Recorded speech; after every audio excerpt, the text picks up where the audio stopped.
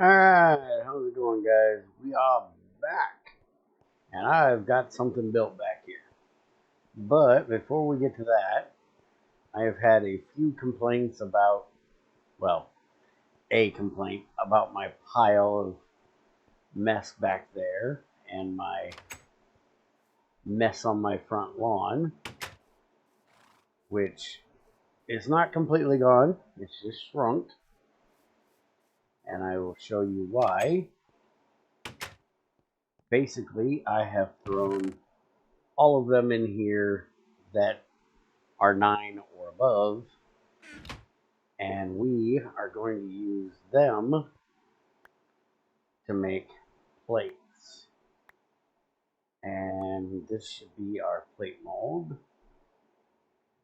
And we have ash, which I still need to get something set up for that yet. But this is stone. This is going to go rather quick. So we're just going to use some bark and turn that on. And there we go. So we can use pebbles just like we can use dust, and it'll make us these stone tiles, which we can then use to make redstone repeaters, redstone comparators. Any of the blue tile stuff uses them, which I don't usually make those things because I like to do things more vanilla for you guys to be able to do it if you don't have this mod.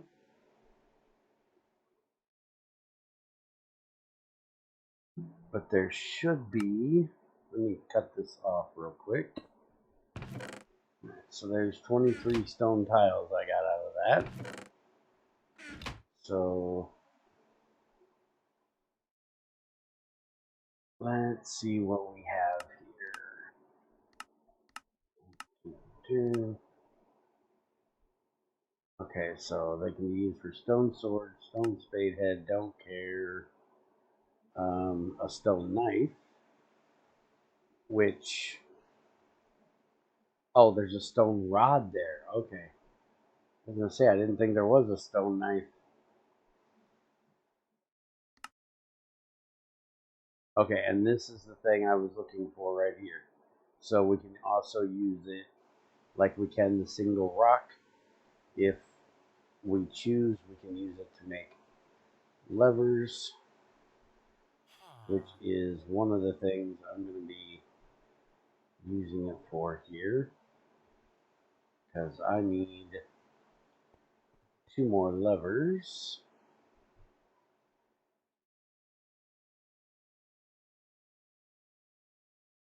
There we go. And I also need another sign.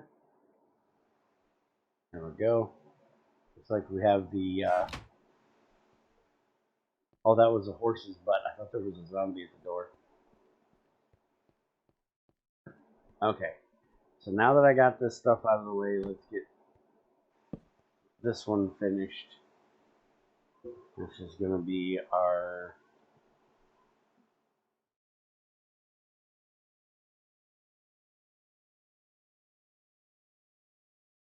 there we go. That's our Sortmatron minion. Okay. And I do believe yep. It also says it can be used as a cover. So it's basically the same thing as the marble plate. But it works as a tile. So, or it's called a tile. So we can throw that on there and it will work just like a plate. And I thought I was blind there for a second. Alright, so we can use them for that. So that is a good reason to not throw away all of your stone pebbles.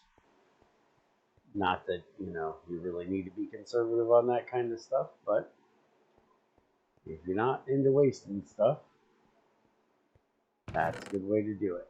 Alright, so we're going to grab a stack of, well, we're not going to do a whole stack. Let's do 16. And that will be a stack of redstone. So if anybody's seen my build before for an auto-smelter, this is basically the same thing. This is one for red alloy. I'll walk you through what we have here. I also found another way of being cheap on the red wire, and that is you can put a block next to the piston and put a red wire in between it and the block above it. These are both regular blocks. There's no cover shit going on here. So basically redstone signal can go through the block and then be picked up by the wire. So then that goes into the block and that will give off a redstone signal. So therefore it will hit the piston. So if I switch this, which for anybody that doesn't know how to change these sensors, you just use screwdriver on the thermometer part and you can see that it's working perfectly as intended. And then back here we have this one, which is for it to pour, and we need to check our red alloy and combination smelting, and it says it combines at 1400. The redstone boils at 1500, so we want to set this for 1400. There we go. So if it's greater than 1400, it's going to give us a redstone signal here, which will go to this mold, which is a ingot mold. And we now need to get that away and grab my monkey wrench. We need to click this, tell it to auto input on, and click anywhere in the center, and that says redstone. And you may wonder why this one is up here. It's because there's a possibility that the sensor below a hopper, like what I have over here, could mess with it, and this is actually the one that matters. So I'm probably going to move this back down. When I originally put it up there, I thought I needed to do some other redstone weirdness.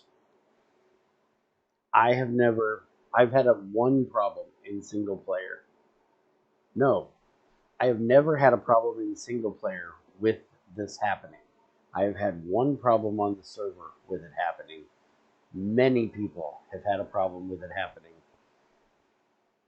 on the server and in single player. So, if you're one that has a problem and this does not work as it is intended here. Oh, I had a pipe on me. Remember, these are brass pipes. They're just painted because I got them out of the thing. But if you have any issues with this working, you can put a pipe right there. You can also use another hopper, but the pipes are cheaper. That's why I use pipes. You can put a pipe right there and then put your initial pipe or your initial hopper right up here, which is this one. And we use bronze for this because it has 3 slots and we have 2 materials that need to go in. So then with that up there, then we would move this one up to here, and we would move this out right here, and we would put this one right there. And then our red alloy with the torch on it We need to, oh, damn it. We need to put that right there. And then we will take the torch off of that one. And we will put this right there. That'll take care of that one. So this way just costs a pipe and an extra redstone. You can do it the way I had it before, or just move this layer all down one, should work. But these sensors can output redstone to any face, so it will output to the hopper above it, which can screw with it. Now that we got that done, we need to set these. So we're going to have this for the redstone, so we need to set this to 4. And we're going to do this for the copper, so we need it set to 1. And then monkey wrench, we want exact stack size. So when it gets its redstone signal from the weightometer, it will give a 1 tick pulse up there. This is the one issue with using the pipe, is it may actually give more than 1 tick, because this will go into there in 1 tick, and then it may drop in there quick enough, it may not. So we're going to have to check and see how that works. If it doesn't work quite the way we need to, we're going to throw a hopper there. But since people have been having issues, we're going to test it and see. So with this design, you do have to preload your first bit in, and then you can put the rest into here. And I will be putting chests up above them to be able to fill up more into it. But right now, we're just kind of testing it, seeing how this is going to work. So I've got creosote run in here. Let's run outside real quick and see how we're doing on redstone, or on creosote. We got 200, we're good. We are going to be going and getting some coal, because we're going to have to start making steel somewhat soon. So we're going to have to get some coke made up, and that'll get me some more creosote as well. Now let's see if everything works as intended here. So you should be able to tell there's a hopper right there. It's directed into the chest. The chest will catch the stuff that comes out of the mold. So let's see how this works. So we can see that right there is our line. That is where the material should be after it pours.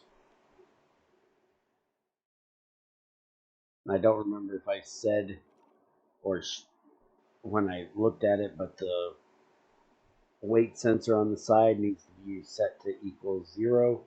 That way when the crucible is empty, it pours.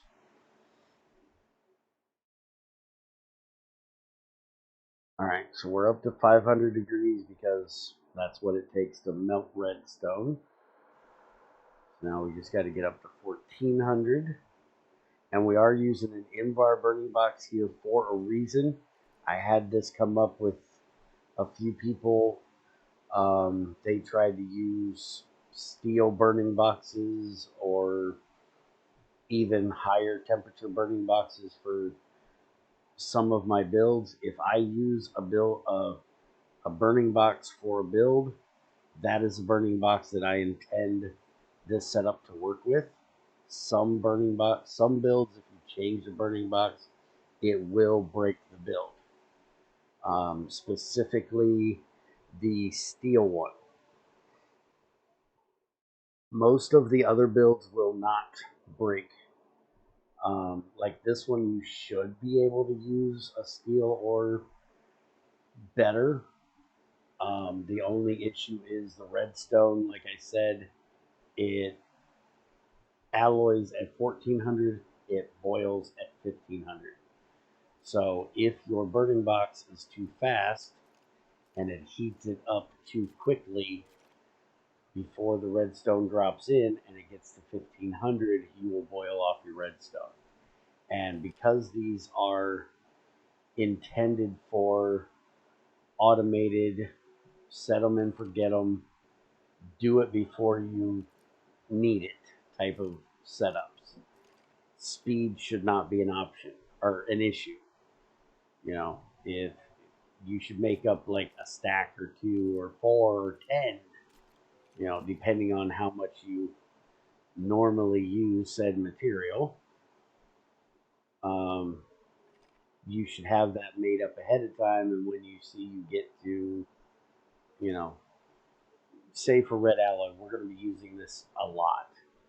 You should probably do 4 stacks at a time. And when you get down to a stack left, we'll go make another 4 stacks. By the time you use that last stack, this 4 stacks will be done and ready for you to go. Now, there are other builds you can do with large crucibles, and once you get to electric, you can change things that way. But this is just early game. Technically, I use this the whole time because, you know, I do big mass stacks or big mass bunches. Like I think the last time I did a red alloy back on the Take 2, I did. Okay, why is there something left in there? What did we have drop?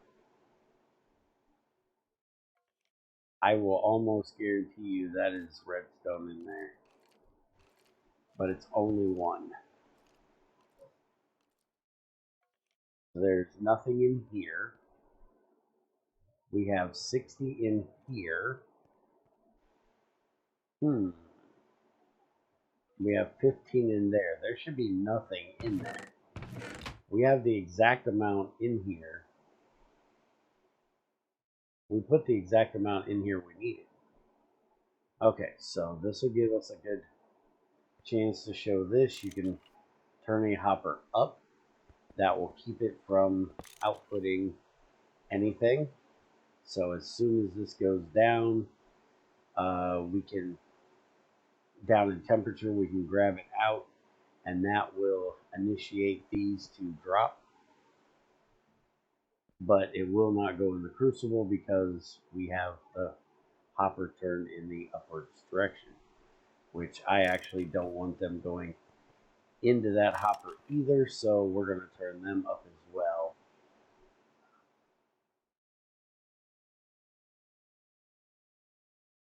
This thing is going to take forever to drop down. Just trying to think of what I have I can throw in here to cool it off real quick, because that's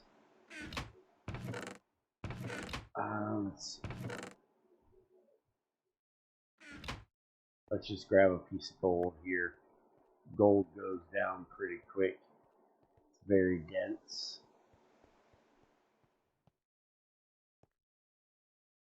There we go. Now we can drop that out. Alright, so we got 4 red alloy scrap. That should not have been possible with this build. Unless I had a wire fall in there. And I'll bet you that's what happened. I just thought about it. I don't have that extra red wire. Alright. So that's what it was. Now let's do this. And we're going to have to preload again. So let's try this again. Put one of them in there. 4 of them in there. And now that will be turned back on, so we can set these back over there. Nothing will come out. Just use this for the moment.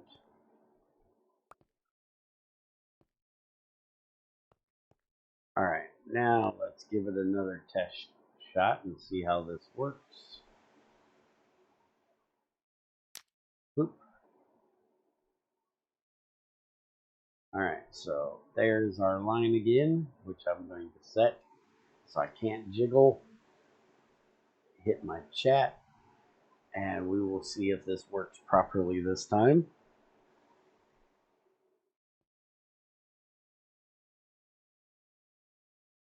I'm going to go ahead and pause until this thing gets ready to pour and save you guys from sitting here and watching this with me. Alright, we should be really close to pouring. I don't have a thermometer that I can read, so I'm not positive, but it should be really close to pouring. So let's see what happens here now that we don't have an extra redstone wire in our crucible. Fidgeting again. Took chat off for no reason. I don't want to move because I like using that sensor for, or that crosshair to tell me where I'm at in my crucible, because that'll help me to measure what comes in to make sure that it's right at the correct level. Not always good at judging just how much stuff is in that crucible. For this build, you can use a quartz crucible, which has lower density, so it will heat up a little bit faster. It doesn't need to be at the 2500 K temperature, so it's perfectly fine to use that if you want. I just typically use ceramic for just about everything. Old habits die hard. There we go. And yep, that's the problem. Alright, so we just got, we had 4 of those drop, and we had a whole lot of redstone drop. So that most definitely did not work.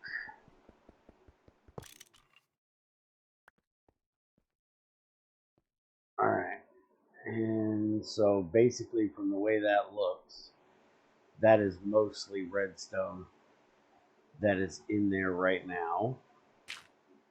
So let's get most of that out of there. We actually should, yeah, see, that's all redstone scrap, redstone scrap. There is a bit of copper in there as well, but we're going to go ahead and let this go, and we're just going to put this in here, and I will let it burn itself out, basically. There is an even amount of redstone in there, so it should, if I'm, well, this is at 13, so what I'm going to do, just to make sure here, let's throw this in my inventory. I'm going to take 4 of these and put them in there and let them drop in. We were at a stack, so we had 24-ish that have already been used. 2 of them were ingots, so that's 8. So there's probably a good 16 that dropped. And that would be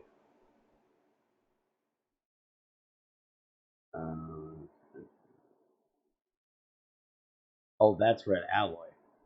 That's the initial. Okay. So we had that go in there, which is not even an even amount because it has to be 9. But that should give us extra copper in there. We'll see what this does. and then reset it. I've never had to build it like this, so this is all testing at this point.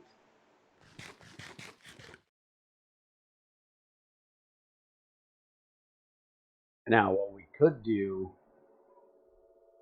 if you want to use a brass pipe, we can do it like we did the stainless steel or the multi-smelter, and put in a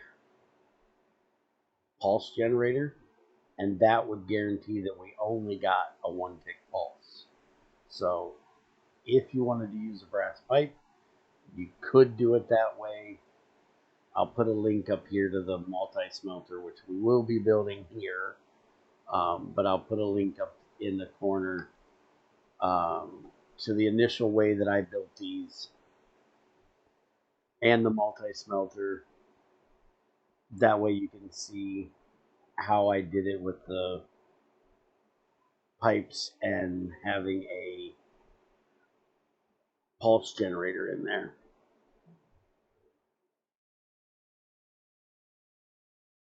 We're going to try it this time with this hopper. Once this thing gets done, I'm going to go ahead and let this burn up or burn out, smelt what's in there.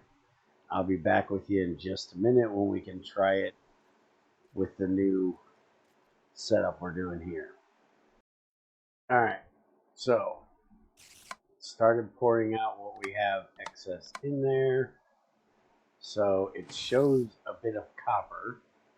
So that means there's a little bit of redstone in there. And after going through this, I can tell that there is definitely one extra redstone in there. So if we drop that in there, that should clear that out. So I did change this down to 1480 just for the cleaning process here, to make sure that we don't hit the 1500 and boil out any redstone that may have been in there above amount of copper. But since we threw the extra copper in, we're good. There's plenty in there to soak up what redstone was in there. So now this should give us a last red alloy ingot, and then we can get back to our testing. I did turn both of these up so they cannot drop in, and I will throw one of those in for the preload. Also in the multi-smelter, there is a bit of redstoning in there for a initial button for an initial pulse. That way you don't have to preload. So if for some reason you don't like having to preload, you can also use that. Okay, there you go. So it poured, it's empty. We can go back to 1500. There we go. And then we're going to preload in this and that. We're going to turn this on.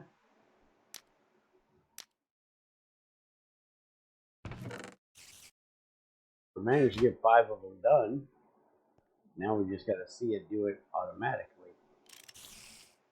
Alright, so switch that over and that over. And now it should go through in one tick. So it should work. If not, I'm going to drop it down, go back to my old way of doing it, because I need to get a lot of red alloy done to set up the other ones, because as you may have noticed, I have a lot of stuff here to make a lot more of these. We're basically going to fill this back wall here with smelters. We're going to have the red alloy one here. We'll probably have bronze and brass next, then Invar, then iron, then steel, and then the multi-smelter at the end. The reason why I choose those is because that's the stuff that I do the most. The multi-smelter is more for one-off things that I don't use constantly. Brass, bronze, red alloy, Invar, iron, steel. I always need those.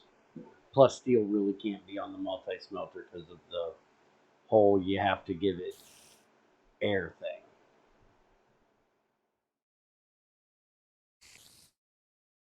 And honestly, there's a good debate for actually making one of these for Signalium later on as well when we get into circuits. But for the Signalium, I will probably just use a multi-smelter with a smelter and a mixer to make my Signalium. But you could always do the same thing for that as well.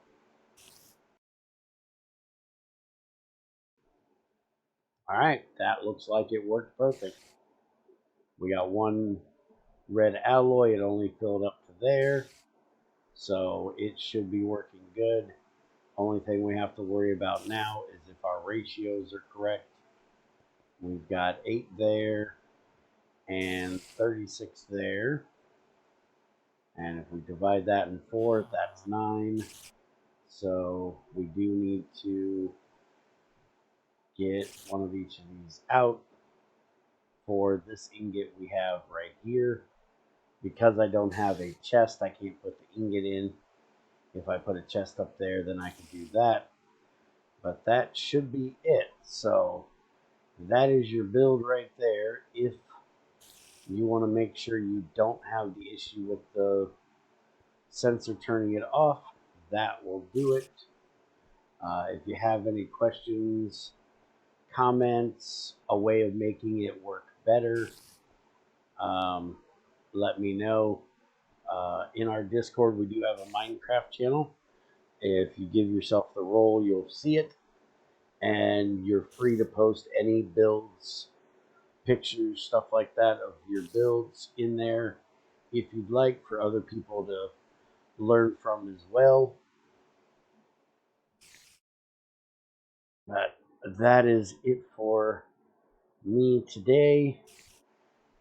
Once I get this red alloy done up, then I can start doing the next one. So we'll probably do brass and iron next. Have a good one, guys.